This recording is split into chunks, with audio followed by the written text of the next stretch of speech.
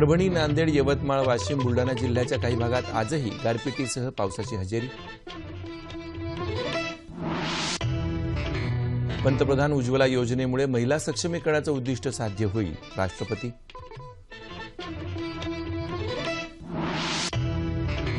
शिक्षणातून वंचित समाजाची आर्थिक आणि सामाजिक उन्नती झाली तरच देशाचा खराखुरा विकास शक्य, नितीन गडकरी।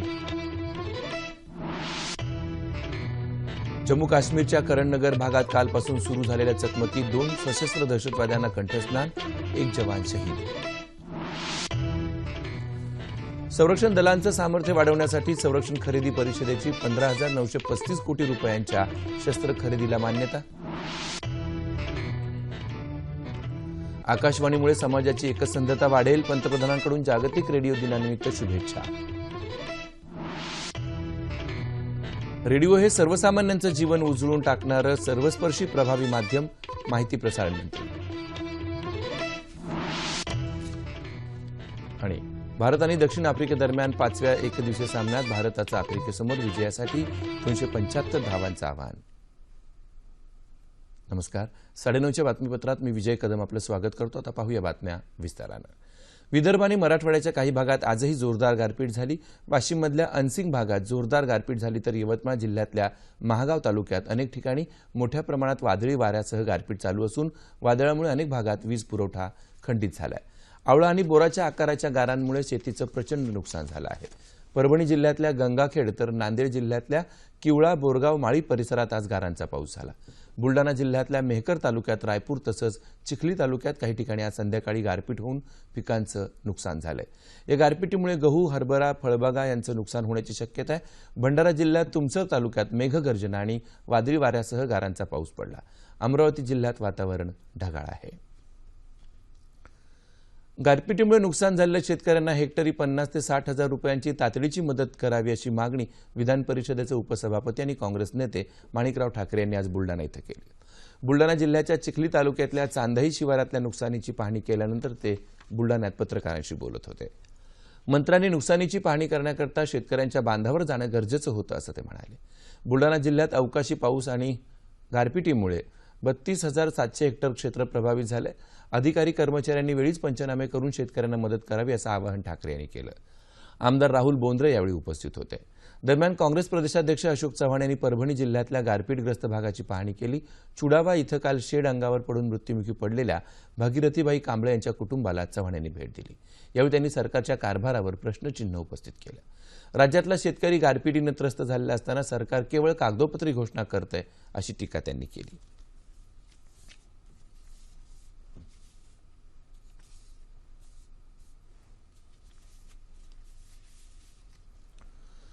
पंतप्रधान उज्ज्वला योजनेमुळे महिलांचं सक्षमीकरण होईल असा विश्वास राष्ट्रपती रामनाथ कोविंद यांनी व्यक्त केला आहे।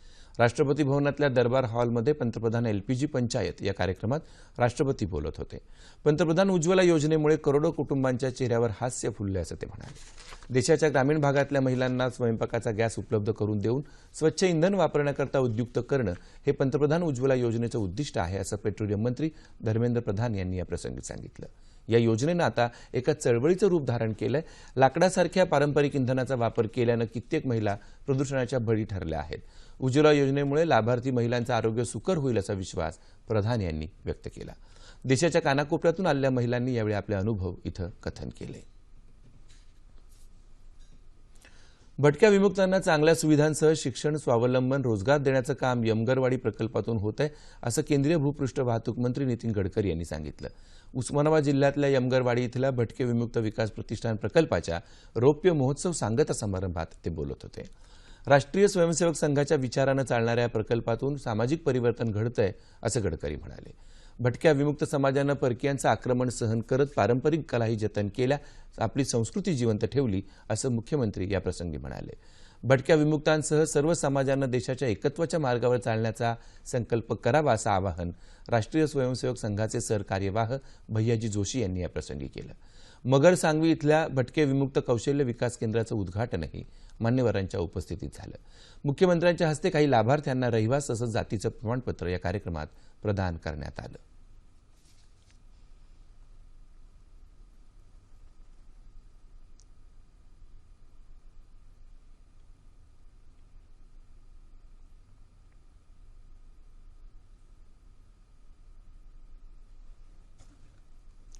शिक्षण आणि प्रगतीपासून वंचित असलेल्या समाजाला आर्थिक आणि सामाजिकदृष्ट्या उन्नतीकडे नेलं तरच देशाचा विकास होईल असं मत केंद्रीय रस्ते वाहतूक मंत्री नितीन गडकरी यांनी व्यक्त केलं आहे. भटक्या विमुक्त आदिवासी समाजातील मुलांना औद्योगिक प्रशिक्षण मिळावं, त्यांची आर्थिक उन्नती व्हावी म्हणून उस्मानाबाद जिल्ह्यातल्या सांगवी मार्डी इथं विश्वकर्मा औद्योगिक प्रशिक्षण केंद्र उभारण्यात येणार आहे. या केंद्राचं भूमिपूजन आज मुख्यमंत्री देवेंद्र फडणवीस आणि नितीन गडकरी यांच्या हस्ते झालं, तेव्हा ते बोलत होते. आपल्या समाजात बुद्धिमत्ता आहे, मात्र त्या बुद्धिमत्तेला योग्य संधी, शिक्षण आणि तंत्रज्ञान मिळत नाही अशी खंत व्यक्त करत आपण या गोष्टी उपलब्ध करून देण्याची गरज आहे असं गडकरी म्हणाले. पुढील वर्षभरात या केंद्राचं काम पूर्ण होणार असून वेगवेगळ्या 19 भटक्या विमुक्त आदिवासी समाजातली मुलं या केंद्रात प्रशिक्षण घेऊ शकतील.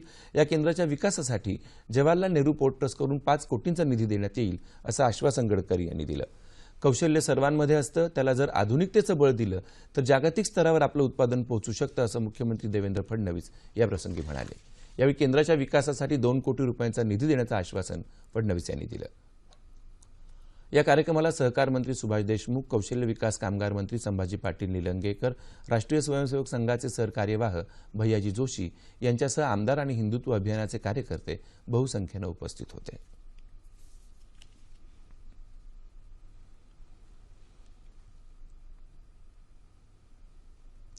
जम्मू काश्मीरची राजधानी श्रीनगरमधल्या करणनगर भागातल्या केंद्रीय राखीव पोलीस दलाच्या मुख्यालयाजवळ एका इमारतीत आसरा घेतलेल्या 2 दहशतवाद्यांना सुरक्षा दलांनी कंठस्नान घातलंय. या दहशतवाद्यांना शोधून काढण्याची मोहीम आज सकाळपर्यंत चालू होती. ठार झालेले दोन्ही दहशतवादी लष्कर-ए-तोयबाचे असल्याचं जम्मू काश्मीर पोलिसांनी आज पत्रकार परिषदेत जाहीर केलं. मात्र दोन्ही दहशतवाद्यांची ओळख अद्याप पटलेली नाही. हे सशस्त्र दहशतवादी सीआरपीएफच्या मुख्यालयात घुसण्यात अयशस्वी ठरले. त्यानंतर ते बांधकाम चालू असलेल्या इमारतीत लपले. दहशतवाद्यांशी कालपासून चकमक चालू होती. मुजाहिद इवान या सीआरपीएफ जवानाला या चकमकीत काल वीरगती प्राप्त झाली. यावेळी जम्मू काश्मीर पोलीस दलातील एक पोलीसही जखमी झाला. चकमक सुरू असलेल्या भागात 144 कलम लावण्यात आला आहे.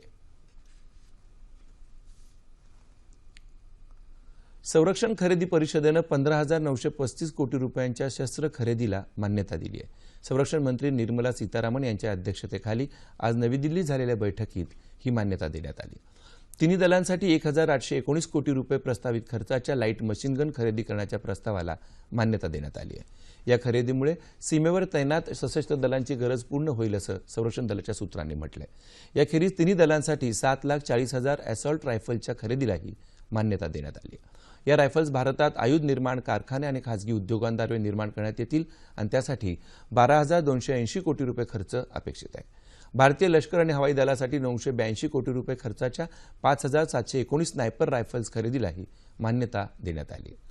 भारतीय नौदलाची पाणबुडी विरोधी शस्त्रसज्जता वाढवण्यासाठी ॲडव्हान्स टॉर्पिडो डिकॉय सिस्टम अर्थात मरीच या स्वदेशी बनावटीच्या प्रणालीच्या खरेदीलाही मान्यता देण्यात आली आहे. या खरेदीकरता 850 कोटी रुपये मंजूर करण्यात आलेत. रेडिओनं लोकांना जवळ आणलं आणि मन की बात या कार्यक्रमानं आपल्याला पुरेशी आकाशवाणीची क्षमता दाखवून दिली असं पंतप्रधान नरेंद्र मोदी यांनी म्हटलंय. रेडिओचं माध्यम हे नेहमीच शिक्षण आणि संशोधन या मनोरंजनाचा केंद्रबिंदू राहिलं असून या माध्यमामुळे समाजाची एकसंधता वाढेल अशा शब्दात पंतप्रधान नरेंद्र मोदी यांनी आजच्या जागतिक रेडिओ दिनानिमित्त शुभेच्छा दिल्यात. रेडिओनं आपल्या सर्वांना जवळ आणलं. मन की बात कार्यक्रमाद्वारे स्वतः आपण त्याचा अनुभव घेतो आहोत असं ते म्हणाले. केंद्रीय माहिती आणि प्रसारण मंत्री स्मृती इराणी यांनीही जनतेला जागतिक रेडिओ दिनानिमित्त शुभेच्छा दिल्यात. रेडिओ हे सर्वसामान्यांचं जीवन उजळून टाकणारं सर्वस्पर्शी माध्यम असल्याचं इराणी म्हणाल्या. सर्वसामान्य जनता आणि प्रसार माध्यमांमध्ये रेडिओबाबत जागृती निर्माण करण्याच्या उद्देशानं जागतिक रेडिओ दिन साजरा करण्याची शिफारस युनेस्कोनं संयुक्त राष्ट्रांना दिली आहे. त्यानुसार 14 जानेवारी 2013 साली संयुक्त राष्ट्रांच्या सर्वसाधारण सभेत आजचा दिवस जागतिक रेडिओ दिन म्हणून साजरा करण्याला मान्यता देण्यात आली. 13 फेब्रुवारी 1946 रोजी संयुक्त राष्ट्र रेडिओची स्थापना झाली होती. भारतीय अर्थव्यवस्थेचा कणा असलेल्या शेतकरी वर्गाच्या सर्वांगीण विकासावरच देशाची प्रगती अवलंबून आहे. त्यासाठी शेतकरी राजाचं उत्पन्न दुप्पट होण्याकरता समाजातल्या सर्वांचंच योगदान महत्त्वाचं आहे असं मत केंद्रीय आदिवासी विकास राज्यमंत्री सुदर्शन भगत यांनी व्यक्त केलं. कोल्हापूर जिल्ह्यात करवीर तालुक्यातल्या कणेरी इथल्या सिद्धगिरी कारागीर महोत्सवात ते बोलत होते. शेती आणि ग्रामीण परंपरागत उद्योगांकडे झालेलं दुर्लक्ष फारच चिंताजनक असल्याचं सांगत ही चूक वेळीच सुधारली पाहिजे असं आवाहन त्यांनी केलं. पुणे, सातारा, सांगली, सोलापूर आणि कोल्हापूर या 5 जिल्ह्यांमधील अनुसूचित जमातीतल्या नागरिकांची संख्या 5 लाखांहून अधिक आहे. त्यांच्यातल्या अंगभूत कलागुणांना वाव देऊन त्यांना विकासाच्या मुख्य प्रवाहात आणावं, त्यासाठी केंद्र आणि राज्य सरकारच्या विविध कल्याणकारी योजनांचा लाभ त्यांना मिळवून द्यावा, असं आवाहन भगत यांनी आदिवासी विकास आढावा बैठकीत बोलताना केलं. देशातल्या शेतकऱ्यांचं उत्पन्न दुप्पट करण्याविषयी विचारविनिमय करण्याकरता येत्या 19 आणि 20 फेब्रुवारीला देशपातळीवरची पहिली महापरिषद दिल्लीत भरवली जाते. यामध्ये विविध क्षेत्रातल्या 250 तज्ज्ञांबरोबर पंतप्रधान नरेंद्र मोदी चर्चा करणार आहेत. या परिषदेत 7 पथकांची सादरीकरणं पंतप्रधानांसमोर मांडली जाणार आहेत. यापैकी एका पथकाचं नेतृत्व राज्य कृषी मूल्य आयोगाचे अध्यक्ष पाशा पटेल करणार आहेत. शेतकरी उत्पन्न दुप्पट करण्यासंबंधी 2 वर्षांपूर्वी केलेली घोषणा प्रत्यक्षात आणण्याच्या दिशेनं तातडीची पावलं उचलण्याच्या उद्देशानं ही परिषद भरवण्यात येते आहे.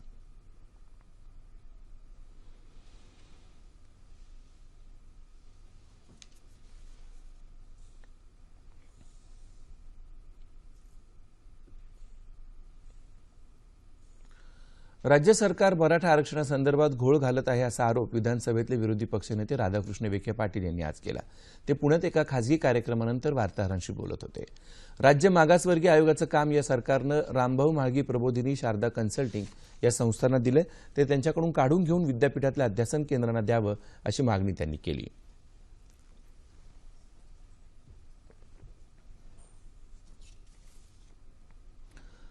मुंबई शहरामध्ये रस्त्यावर कुठेही अपघात झाला तर पहिली उपस्थिती असते ती टॅक्सी चालकांची. अशावेळी अपघातग्रस्तांवर ताबडतोब प्रथमोपचार झाले तर तो वाचण्याची शक्यता वाढते. ही गोष्ट लक्षात घेऊन टॅक्सी चालकांना प्रथमोपचार प्रशिक्षण वर्गाचं आयोजन नुकतंच करण्यात आलं होतं. जायंट्स ग्रुप, मुंबई वन, ओरसापा, वोकाट रुग्णालय, ग्लोबल क्रिएशन्स आणि परिवहन विभागाच्या वतीनं हे शिबिर वोकाट रुग्णालयात आयोजित करण्यात आलं. प्रथमोपचाराचं ज्ञान नसणं आणि कायद्याविषयी असणारं अज्ञान यामुळे अनेकदा रुग्णाला प्राण गमवावा लागतो. मात्र आता कायद्यात महत्त्वपूर्ण बदल झाले असल्याचं परिवहन उपायुक्त के.टी. गोलानी याप्रसंगी म्हणाले. प्रवाशांशी होणारे वाद टाळून हसतमुख सेवा कशी देता येईल यावर मानसोपचार तज्ज्ञांनी टॅक्सी चालकांना प्रश्नोत्तरांच्या माध्यमातून मार्गदर्शन केलं.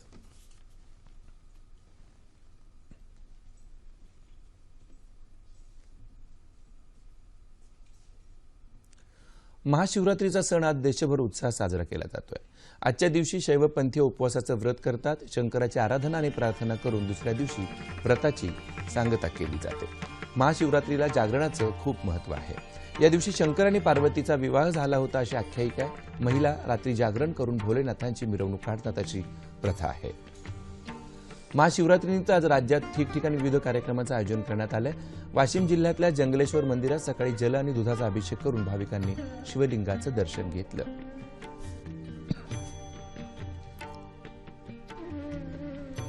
नाशिक जिल्ह्यातल्या प्राचीन त्र्यंबकेश्वर ज्योतिर्लिंगात आज पहाटे महाअभिषेक करण्यात आला.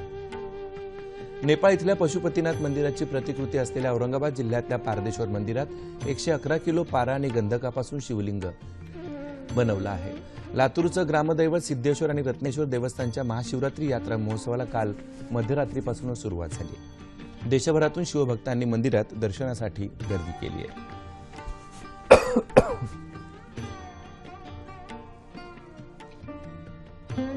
अहमदनगर जिल्ह्यातल्या बेलापूर इथं भगवान इंद्र आणि विष्णू यांनी स्थापन केलेल्या केशव गोविंद शिवलिंगाच्या दर्शनासाठी भाविकांनी गर्दी केली आहे. देशविदेशातल्या भाविकांची सतत इथं वर्दळ असते. 12 ज्योतिर्लिंगांपैकी एक असलेल्या पुणे जिल्ह्यातल्या भीमाशंकर मंदिरात आज जिल्हाधिकारी सौरभ राव आणि आमदार दिलीप वळसे पाटील यांच्या उपस्थितीत महाअभिषेक करण्यात आला.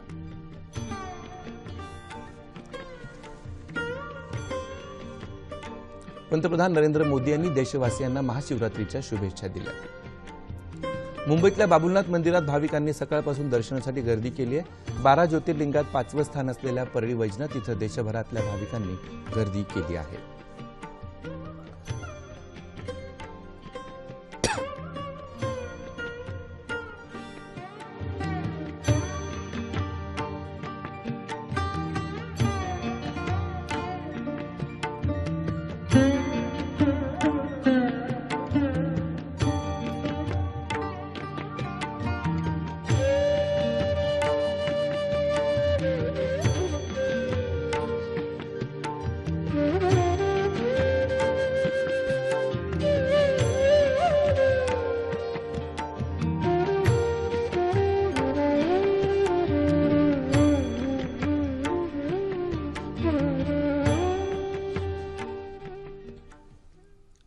अखिल भारतीय विट्टी दांडू फेडरेशनच्या वतीनं सोलापूर इथं पहिल्या राष्ट्रीय विट्टी दांडू स्पर्धेचं आयोजन करण्यात आलं आहे। या स्पर्धेत महाराष्ट्रासह तेलंगण, आंध्र प्रदेश, राजस्थानमधील सुमारे 700 खेळाडू सहभागी झालेत।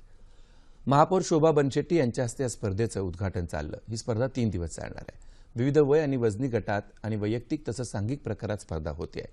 केवळ 10 रुपयात विट्टी दांडू खेळ खेळला जाऊ शकतो असं संयोजक जहांगीर तांबोळ या प्रसंगी म्हणाले। विट्टी दांडू या मराठी मातीतल्या खेळाला गतवैभव प्राप्त करून देण्याकरता या स्पर्धेचं आयोजन केल्याचं त्यांनी सांगितलं। रिंग पोलो, खड्डा गिल्ली, ठोकला गिल्ली, नॉनस्टॉप आणि डबल गिल्ली अशा गटात ही स्पर्धा होते आहे।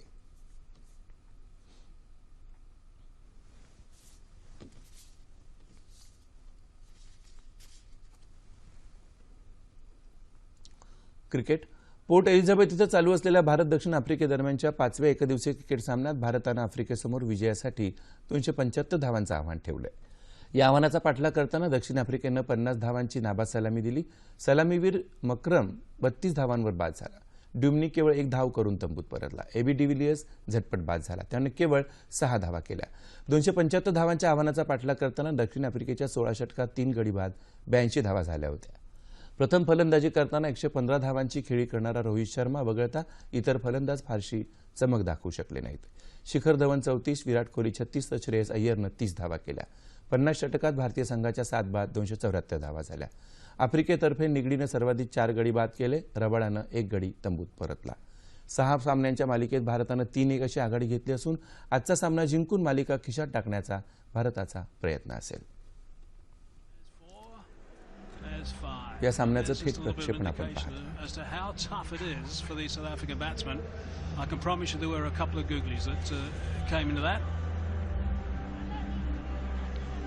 That's the story at the moment. South Africa need 102 runs to win. We'll play that a couple of times so you can have another look at it as well. 3 गड्यांच्या बदल्यात 83 धावा झाल्या। We've got to try and spot which of those. Was there 1 googly? Was there 2? Was there 3? Out of those 5 deliveries.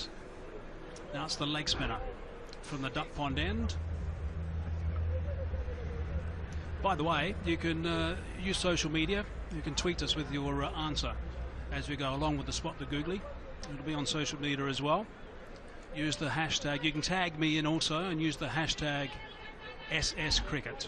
And we'll be able to have a look at some of those answers to see how right you are. There you go, down the bottom. Tweet us using the hashtag #SSCricket. Spot the googly.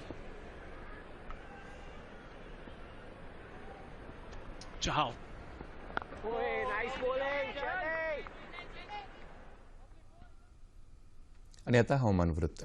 गेल्या 24 तासात विदर्भात बहुतांश ठिकाणी तर मराठवाड्यात तुरळक ठिकाणी पाऊस पडला। विदर्भात तुरळक ठिकाणी आज विजांचा कडकडाट आणि मेघगर्जनेसह गारांचा पाऊस पडण्याची शक्यता हवामान खात्यानं वर्तवली।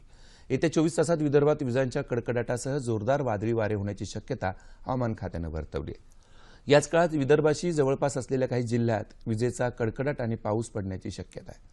तापमान अंश सेल्सिअसमध्ये मुंबई कमाल 30, किमान 16 अंश सेल्सिअस। नागपूर 29 आणि 17, पुणे 32 आणि 11, औरंगाबाद 31 आणि 17, नाशिक 30 आणि 11, कोल्हापूर 31 आणि 18, रत्नागिरी 30 आणि 19 सेल्सिअस। शेवटी पुन्हा एकदा ठळक बातम्या। परभणी, नांदेड, यवतमाळ, वाशिम, बुलढाणा जिल्ह्याच्या काही भागात आजही गारपिटीसह पावसाची हजेरी। पंतप्रधान उज्ज्वला योजनेमुळे महिला सक्षमीकरणाचं उद्दिष्ट साध्य होईल, राष्ट्रपती।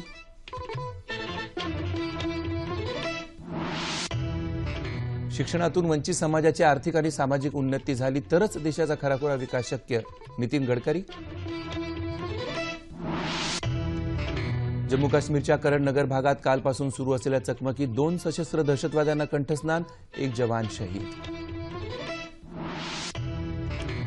संरक्षण दलांचं सामर्थ्य वाढवण्यासाठी संरक्षण खरेदी परिषदेची 15,935 कोटी रुपयांच्या शस्त्र खरेदीला मान्यता।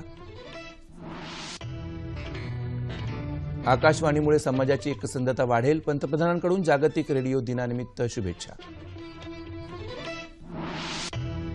रेडिओ हे सर्वसामान्यांचं जीवन उजळून टाकणारं सर्वस्पर्शी प्रभावी माध्यम, माहिती प्रसारण मंत्री। आणि भारत आणि दक्षिण आफ्रिकेदरम्यान 5व्या एकदिवसीय सामन्यात भारताचं आफ्रिकेसमोर विजयासाठी 275 धावांचं आव्हान. याबरोबरच हे बातमीपत्र संपलं. पुन्हा भेटूया उद्या सकाळी 8:30 वाजता आपल्या सह्याद्री वाहिनीवर. नमस्कार.